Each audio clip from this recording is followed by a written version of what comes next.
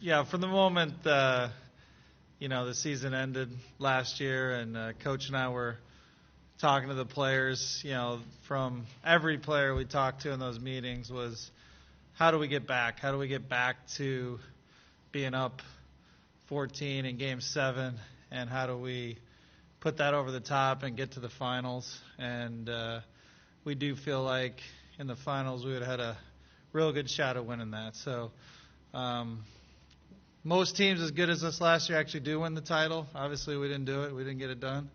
But even if they don't win that year, more often than not they go on to win in a future year. So we feel we're very confident going in that we've got a great shot. It's going to take a lot of work, a lot of effort by a lot of players. We're going to need new players to step up.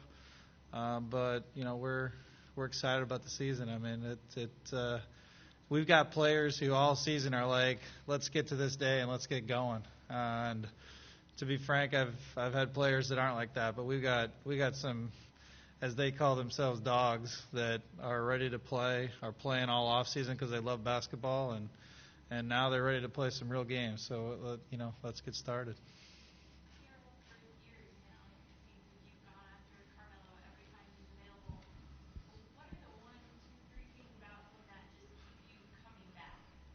Yeah, I mean, we love talent at the Rockets. I think we have a lot of belief in Coach D Antoni and his staff that if they get players who have ability, and even if in recent past maybe they've had some bumpy roads where the fit maybe hasn't been good, we feel like our players and our Chris Paul and James Harden and our coaching staff can really get the most out of guys with talent. So Gerson and Jimmy Paulus and Eli and everybody, Monty, everybody on our staff, we really look for players who they've got talent in other places that maybe people aren't appreciating, but will work even better when they're here. And that's probably been the main focus with Carmelo. We feel like put in with our great players, we'll get the most out of him.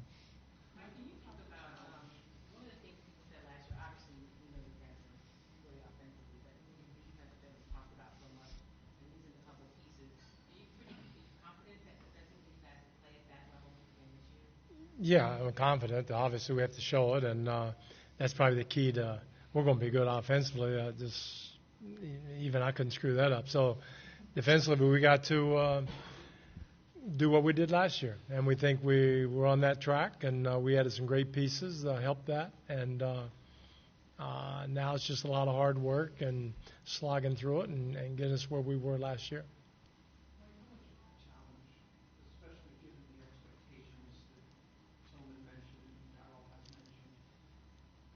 Oh, because you guys have never mentioned the expectations. Right? Yeah. Okay. Okay. Yeah. How much of it is that you are starting over? You're not in the Western Conference Finals in September and October. Well, it has to build to the right. team that you were. Well, that'll. How Right. many players think that? Right.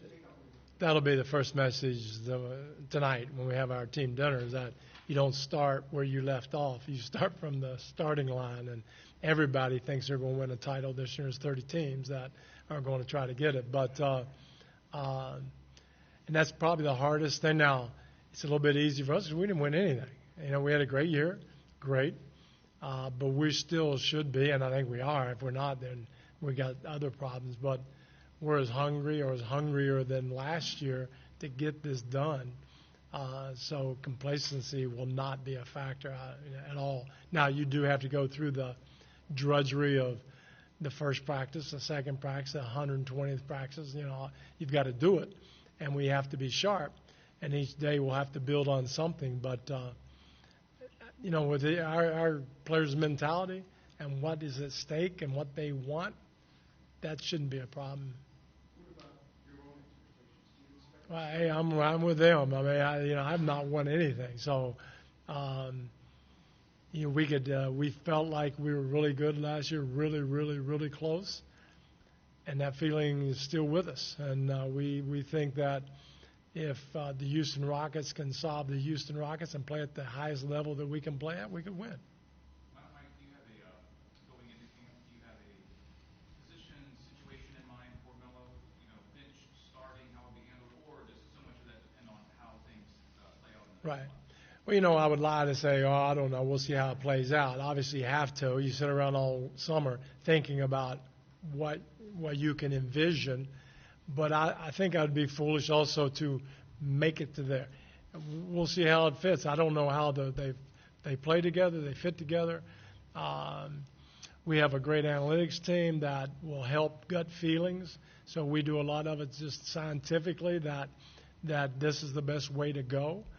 And every day now, again, I'll go in today with, that didn't work, this better than this. I don't know how good James Ennis is. I don't know how good Marquise Chris is.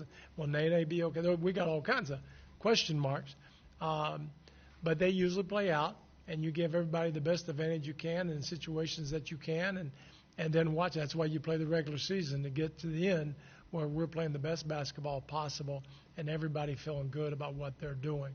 And there'll be some bumps and highs and lows, but I just know that everybody's excited to find that because we have a lot of talent that want to make it work. You had Carmelo before. He's a different player now, and obviously the pieces around him are different than the guys you had before. How do you envision him fitting in terms of what you like to do? Right. Well, the game's changed a little bit since, that was in 2012, if I'm not mistaken. So it's changed. Team obviously has changed. We play 1 in, 4 out. So you can call him a 4, you can call him a 3, you can call him a 2. When he has the ball, he's actually a playmaker. So, he's a talented basketball player that will be on the wing with other talented players, and we have to learn how to do that.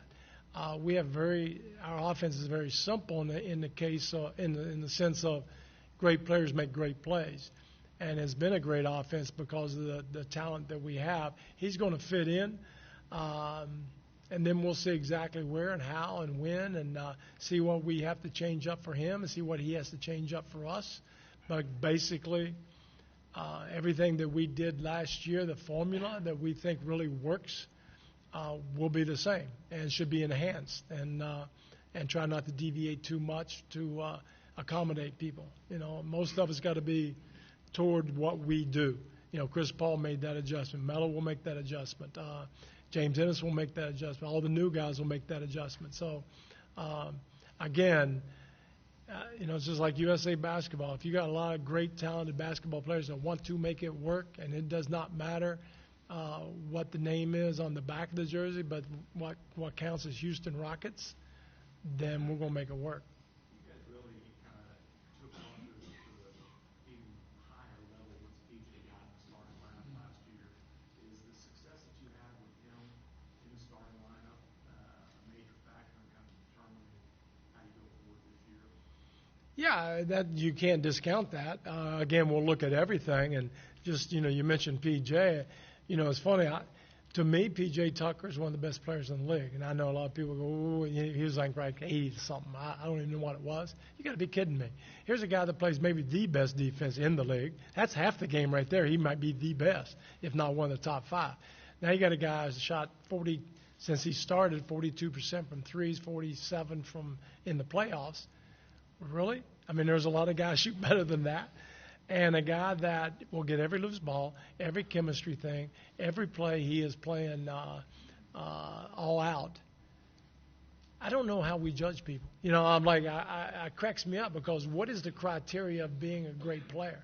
That is a great player. He's a great player on our team. Any team he's a great player with. Now, if you ask him to be James Harden, no, he's not James Harden. But James Harden's not P.J. Tucker either. So he's an unbelievable player. So whatever his role is and whatever everybody's role is, we've got players that will fit with each other and play that role perfectly.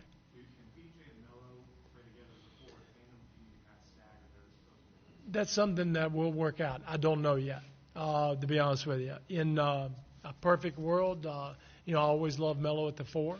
Even in New York, I liked it there. We weren't structured in New York to have that make that possible as much as we could. But the analytic numbers will bear that out. We will try that. We will try some, PJ at the 5 and Mel at the 4. We'll play them together 3 and 4. There's a lot of things that we could do. And a lot of it depends on other players also. If the other players step up and they're playing well, then you just got to figure something else out. So, again, we've got a lot of levers to pull, a lot of things that we could go to, and that makes this really interesting and fun. Daryl, could you address Al Franklin next year? Yeah, so he's going to be out for the training camp and preseason. He has an infection that's clearing up, and then at the end of sort of the preseason, we'll have an announcement then and a reevaluation just to see where he's at that point. So. Infection in his knee? Yeah, he had an infection. Yeah. So.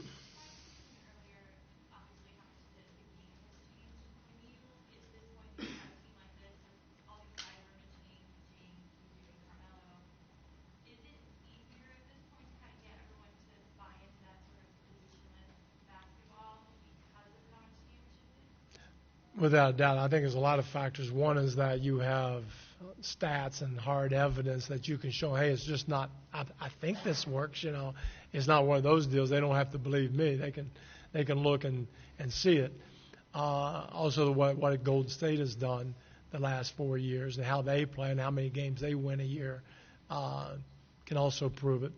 So the players are looking at this and looking at that, and actually it's a cleaner, more fun game for them even to play that way. So just a lot of good factors on getting everybody all on the same page. Mike, having played Golden State for 7 games, did you learn a little bit more about what it takes to win a series? Yeah, it takes playing really good. I don't know if I learned anything. You know how good they are. You know how. I'm trying to remember how many great players they have. They have so many so many Hall of Fame guys that they all fit together. And Steve does a great job. So, yeah, it's really, really, really hard. Now, we figured it out 3 times. We just got to figure it out 4 times, and hopefully we can do that. Say that Carmelo's talent is something that you desire, but it's always more than that with you. Is there something that you saw in a game, the analytics aspect from the last season or two, when big picture it doesn't look like he's playing as well as he played, but you see him playing well? Yeah, I mean, I think you've seen we've had a good track record with our staff of finding guys like Melo who'll do better in our system. I mean, specifically things to call out. I mean, he's always been a very good shooter. Obviously, that's something we value. Another thing is the way teams are guarding us. Often that gets us into isolation. He's always been one of the best isolation scorers in the league, even though obviously that's talked about both good and bad in the league. The reality is based on how a lot of teams guard us, we're going to be in one-on-one play. And he's very good at that, one of the best of all time. So just off the top of my head, those 2 things are going to help us for sure and maybe much more. So. Thanks, guys.